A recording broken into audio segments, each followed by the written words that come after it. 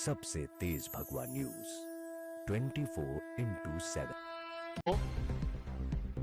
महाराष्ट्र का चुनाव जो अपने अंतिम चरण में आ रहा है और आज तो बस एक रात की अब कहानी है सारी। वो पुराना आपको याद होगा ना, जब लंकेश टहलता रहता है, कहता है यही रात अंतिम, यही रात भारी। तो मुझे लग रहा है कि उसी प्रकार अपनी पराजय को अवश्यंभावी जानने की छटपटाहट में, बौखलाहट में और खिसियाहट में चित्र विचित्र प्रकार की घटनाएं महाराष्ट्र में हो रही हैं।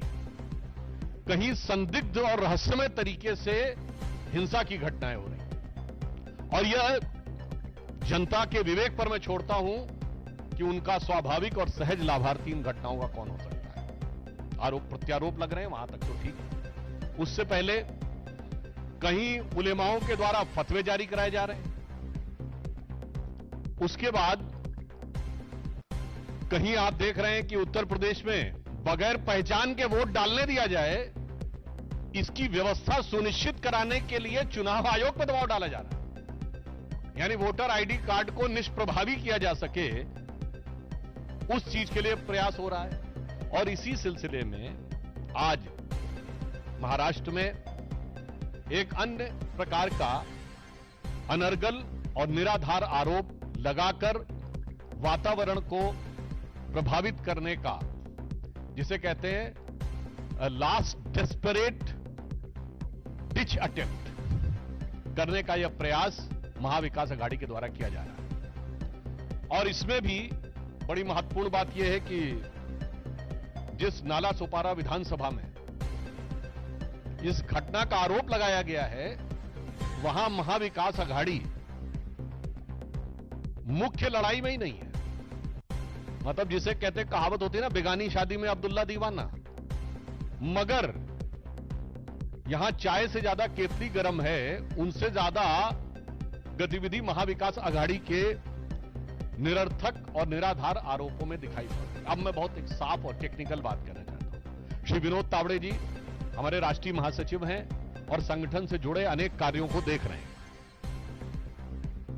वो थाने के बाड़ा से जा रहे थे और अपनी सहज स्वाभाविक संगठनात्मक दायित्व के अनुरूप भिन्न भिन्न प्रत्याशियों से वो फोन पर हालचाल ले रहे थे कि क्या चीज में क्या परिस्थिति है, कैसी क्या स्थिति है। और इसी विधानसभा के प्रत्याशी ने यह भी अपेक्षा की कि वो अगर हो सके तो उस बैठक में आ जाए जो उस होटल में चल रही थी। चूंकि वह हाईवे के पास में था तो वो जाकर होटल में बैठक में सम्मिलित हुए, और जिसमें कि चुनाव पूर्व तैयारियों की जो इंडोर बैठक है, that is properly as per rule, जिसमें इस बात के लिए दिशा निर्देश दिए जाते हैं अथवा कार्यकर्ताओं को तैयार किया जाता है कि कोई चीज अगर आपको आपत्तिजनक लगती है, क्योंकि देखिए महाविकास अघाड़ी जो कुछ कर रहा है उसमें बहुत सी आपत्तिजनक चीजें आने वाली हैं, तो इसलिए उसके ऊपर कैसे प्रोटेस्ट करना है, किस ढंग से फाइल करना है, किस ढंग से ईवीएम्स को सील करना है, किस ढंग से विपक्ष के द्वारा की जाने वाली बोगस वोटिंग को रोकने का प्रयास करना है। क्योंकि उत्तर प्रदेश से तो यह भी चल रहा है ना कि वो पर्दे में रहने दो, पर्दा ना उठाओ, ताकि पर्दे के पीछे जो चल रहा है वो चलता रहे। तो इस प्रकार की चीजों के बारे में एक संगठनात्मक, उसे बैठक कहें या अनौपचारिक बैठक कहें, उस रूप में वो भाग लेने के लिए पहुंचे। और वहीं अनायास वहां के जो बहुजन विकास अघाड़ी के प्रत्याशी हैं वो आ गए और पहले उन लोगों ने इस बात के लिए विवाद उठाना शुरू किया। अब यहां पर मैं बहुत टेक्निकल बात कहना चाहता हूं। हमारी तरफ से, श्री विनोद तावड़े जी की तरफ से बहुत स्पष्ट कहा गया है कि ये घटना होटल की है, किसी प्राइवेट प्लेस की नहीं है। आप होटल के और आसपास के क्षेत्रों के सीसीटीवी फुटेज को वह चेक करें, इस बात का हम अनुरोध करते हैं। क्योंकि जिस प्रकार का एब्सर्ड एंड इलॉजिकल, अतार्किक, हास्यास्पद और दुर्भाग्यपूर्ण आरोप लगाया गया है कि 5 करोड़ रुपए आए थे। मैं कांग्रेस वालों से पूछना चाहता हूं, भाई ये 5 करोड़ रुपए जो होते हैं, ये कोई आज के जमाने में ऐसी तो चीज है नहीं कि कोई आदमी जेब में पॉकेट में डाल के लिए जाएगा।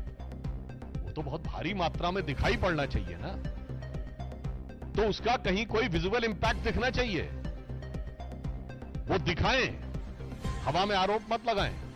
हाँ, वैसे ये हो सकता है कि ये कांग्रेस पार्टी और महाविकास आघाड़ी उन नेताओं में जिनके 350 करोड़ घर में से निकलते थे, और उसके बाद जो काउंट करने वाली मशीनें थी वो हीटअप हो जाया करती थी।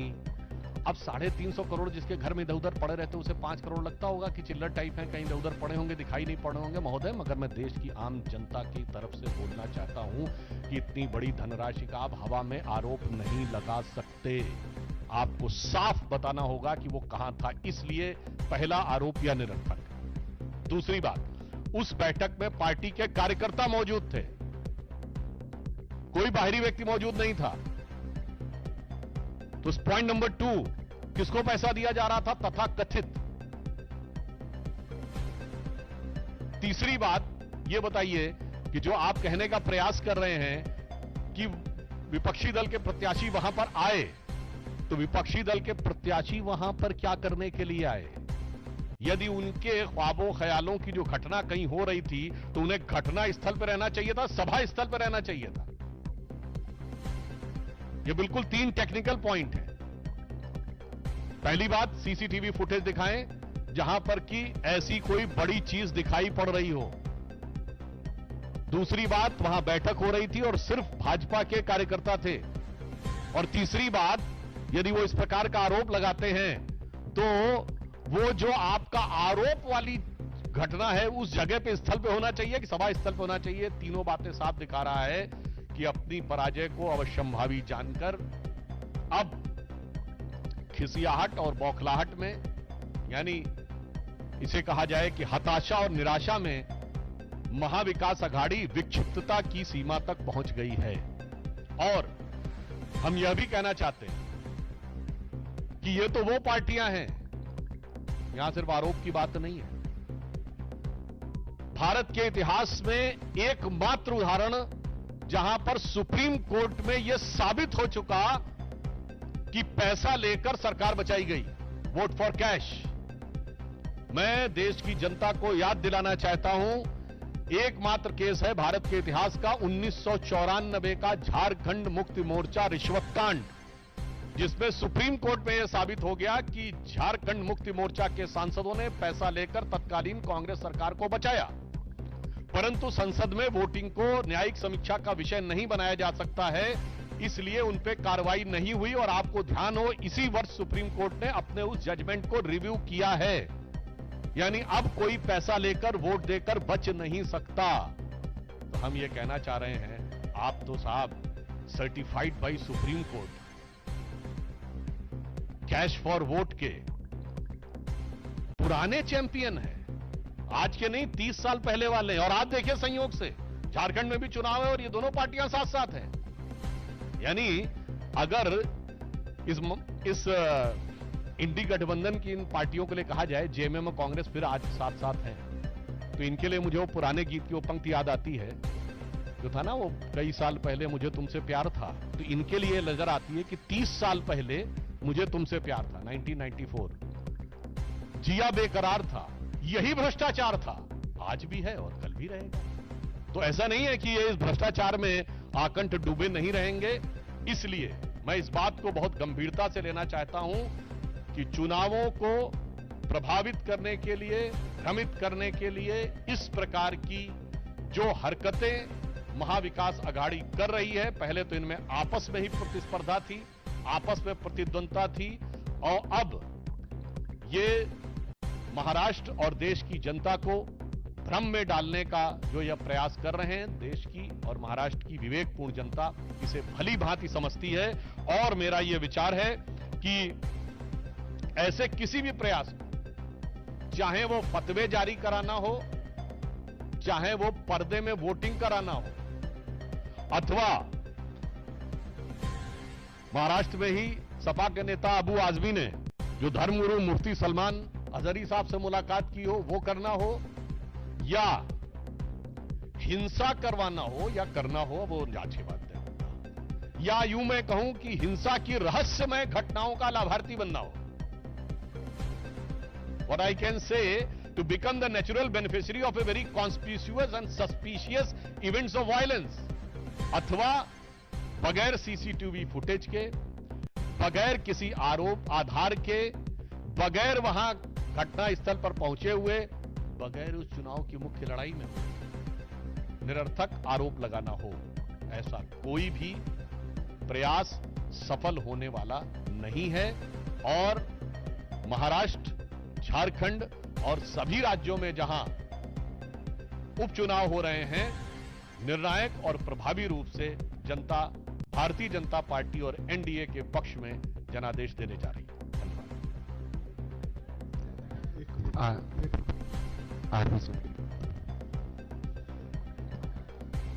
उस पर बहुत स्पष्ट करना चाहता हूं, यह पुनः एक बार भ्रम फैलाने का एक प्रयास है। एफआईआर जाकर आप लोग चेक कर लीजिए, वो मॉडल कोड ऑफ कंडक्ट को लेकर है, क्योंकि उसमें इस बात का संदेह व्यक्त किया गया कि जो मीटिंग है वो क्लोज डोर है या बाहर की है, जबकि वो फैक्ट है कि वो क्लोज डोर है। उसमें किसी भी प्रकार के वित्तीय लेन देन वाला कोई विषय नहीं हो। फिर मैं दोबारा कर देना चाहता हूं, ये तो एफआईआर में भी कोई नाम न होने के बावजूद फर्जी आरोप लगा रहे हैं, पर ये तो सुप्रीम कोर्ट के सजाए याफ्ता सर्टिफाइड व्यक्ति हैं, एकमात्र भारत की राजनीति के। इसलिए दोनों point, on the technical ground FIR is not been done for any allegation of providing money, it is been done on the suspected violation of model code of conduct. Pragya जी,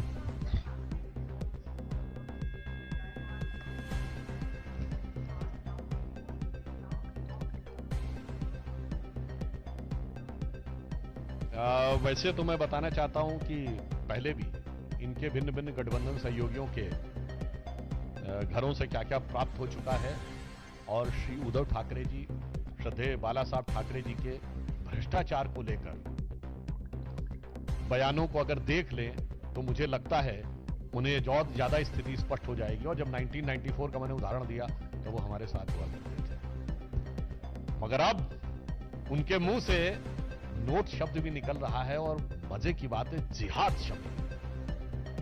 अब ये अपने आप में विचार करने का विषय है शिव सैनिकों के लिए और शिवसेना के समर्थकों के लिए, कि अब आप बताइए, और जिन इलाकों में श्रद्धेय बाला साहब ठाकरे जी की आंख घूम जाया करती थी तो वो लोग अदब में आ जाया करते थे, और आज उन इलाकों में जाकर हाथ पसारा हुआ है कि भाई वोट किसी प्रकार से मिल जाए। जो पुराना गीत था, दे दाता के नाम पे तुझको अल्लाह रखे। तो मुझे लगता है बहुत सारे परिवर्तन आए हैं, और उद्धव ठाकरे जी यदि आत्मावलोकन करेंगे कभी, तो मुझे लगता है उन्हें रियलाइज होगा, हर शिवसेना कार्यकर्ता को तो रियलाइज हो रहा है, अब उद्धव जी को कब रियलाइज होगा ये वक्त बताएगा। नीरज जी,